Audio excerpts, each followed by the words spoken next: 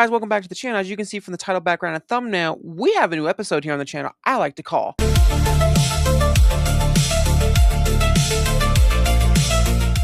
Spinoff, where I talk about a handful of movies I watched recently that I feel like either I don't have a lot to say for its own video, or I just don't feel like merits its own video. We have 4 movies here. We have The Sheep Detective, Jackass, Forbiddenfruits, and Powerballad that we're going to talk today. So, welcome to the new show, as I like to call it, and let me know if you like this, guys. I like doing stuff like this, adding new things to the channel. So yeah, let's get into the first movie we got.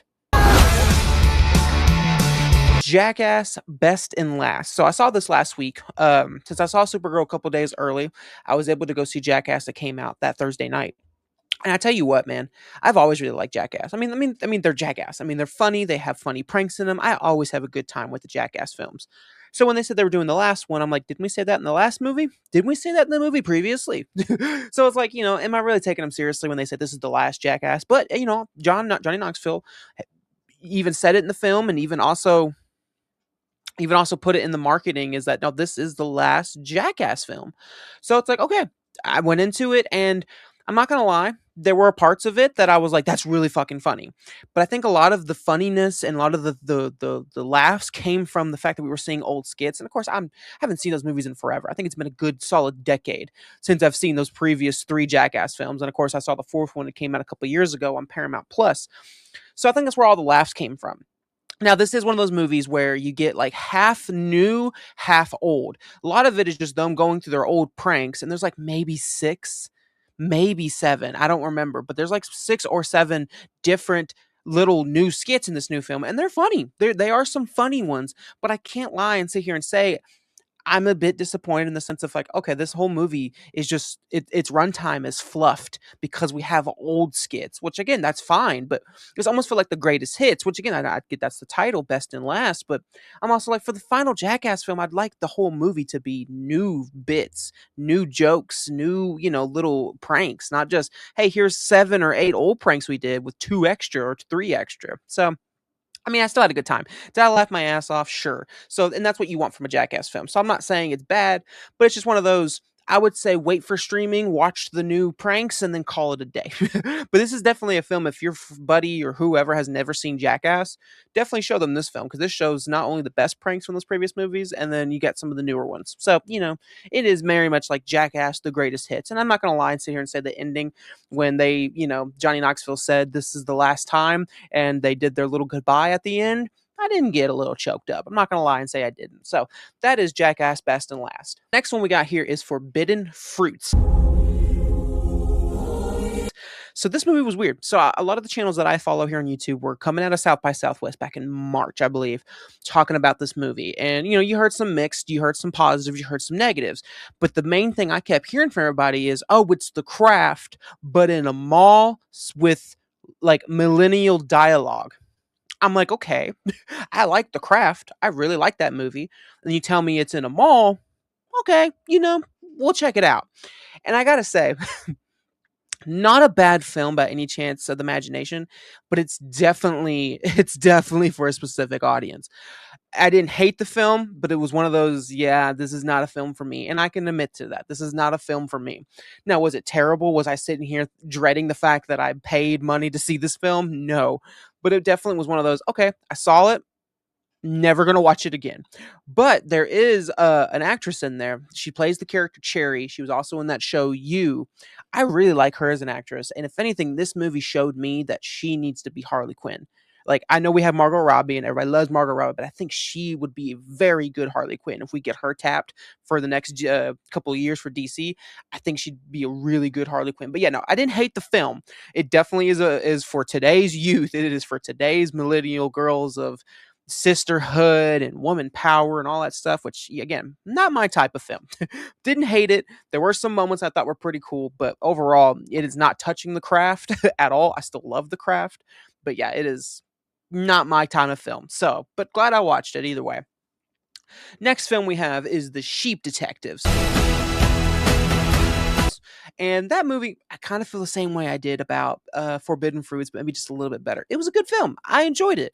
Now, was I walking out of it the same way I did Toy Story 5 or like some other animated movies from this year? Not at all. But I was like, yeah, that's not a bad little kids film. Is it like Dr. Doolittle, Robert Downey Jr.'s level bad? Not at all. But it's just a serviceable little, like, okay, that's a good little kids film. Had a nice little, twist at the end with the killer, and it was nice seeing Hugh Jackman. It was nice seeing the dude who played He-Man in the film. And so it's like, yeah, it's just a nice little fun movie. Didn't walk away overly hating it, didn't walk away overly like loving it either. Just a nice little, yeah, I had fun with it. I had fun. um but we saved the best for last here. Power Ballad. Now I have a lot to say about Power Ballad. If you don't know, it's a movie with Paul Rudd and Nick Jonas. And to give you the basic premise, it's basically Paul Rudd is this wedding singer, and Nick Jonas is this up and coming artist. Paul Rudd and his band have a gig at a wedding, and at that wedding, Nick Jonas happens to be friends with the bride and groom, so they invite him up on stage. They do a nice little duet. After the show, Paul Rudd and Nick Jonas, they kind of hang out, shoot the shit, come up with some songs, kind of bullshit that night, and have a good like established relationship. About a year or so later, Paul Rudd ends up at a mall, hears one of the songs that him and Nick Jonas came up with, and Nick Jonas becomes overly popular. And so the whole film is Paul Rudd trying to basically point out and expose the fact that Nick Jonas stole a song from him. Even though he has no evidential proof, no sheet, no recording, he has nothing to prove that the fact that he did steal this song from me. And so that's what the story's about. It's just Paul Rudd trying to go up basically against these studios and these hierarchs and just prove, no, I wrote this song. This song is my song, and I want at least credit. I don't want to take your fame. I don't want to do anything. I just want credit so I can get out of like the shithole I'm in. I'm gonna have to do wedding gigs my whole fucking career. And it was one of those movies that I love stories like this. I love these grounded, salt to earth kind of just human movies, movies like Rudderless, movies like The Way Back with Ben Affleck. Or is it just The Way Back? I don't remember. But that movie with Ben Affleck when he was like this gym teacher that had an alcoholic problem. Movies like Peanut Butter Falcon that I absolutely love that film. I love movies like that. And this movie gave me those same feelings of that, where it's not this overly big budgeted whatever. It's just a really grounded story about a dude and music. And it all blended so well. I thought Paul Rudd did a great job. Obviously, it's Paul Rudd. Nick Jonas was great as well. I haven't seen him in anything that's been like, noteworthy. Like, I mean, I know Nick Jonas. I used to watch him back in the day on Disney Channel when he was part of the Jonas LA show or just the Jonas show on Disney Channel, and I like his music as well. I like Nick Jonas's music. But I never seen him in anything like this where he's actually like acting, which I mean, to be fair, is he really acting? He's playing a musician and that's what he is in real life. So how much is it really, blurred the lines between acting and just being yourself? But I thought he did a great job in the moments where he needed to like portray emotion and he needed to actually like oomph it up. He did a great job. And I'm like, all right, man, fucking hell yeah. Go yeah, man. Nick Jonas, you're doing great. So yeah, man, I liked Power Ballad a lot. I think this is gonna be one of those movies that just gets slept on because I wanted to go see it in the theater when it came out back in June, but it came out.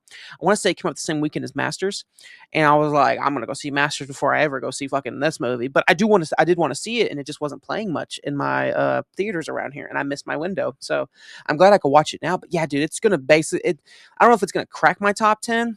But it's going to be at least an honorable mention or something because that movie is just really great. I love, again, if you like stories like Peanut Butter Falcon or Rudderless or The Way Back or just any one of those like grounded, just emotionally human stories that are just, it's not this overly big budgeted action movie. It's not this huge comedy. It's just this simple human story about a dude just trying to like prove that I wrote that song. I want credit.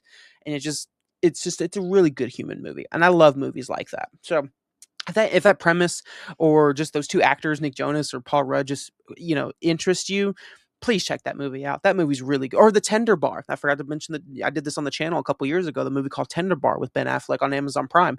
Movies like that where it's just humans. You're just watching a human story. So, but yeah, guys, that is the first episode here I like to call spinoff, where we just talk about a bunch of movies, and I give you my thoughts on them. So, you guys let me know down below what you think of each individual movie. If you liked any of these movies, if you hate any of these movies, if you haven't seen any of these movies, I'd say go watch all of them. I wouldn't say any of these are skippable movies. Just kind of know what you are as a person before you walk into. Do you want to see dicks and shit and all that shit in Jackass, or do you want to see millennial fucking witches kind of do their thing in the mall, or do you want to see sheep figure out if Hugh Jackman died or got murdered? Or do you want to see fucking Paul Rudd called Nick Jonas out on stealing his song? There's a variety of movies. So you just gotta figure out what kind of person you are when you click play on one of these movies. So, anyways, guys, that is the first episode of Spinoff, and I will see you guys in the next one. Bye bye.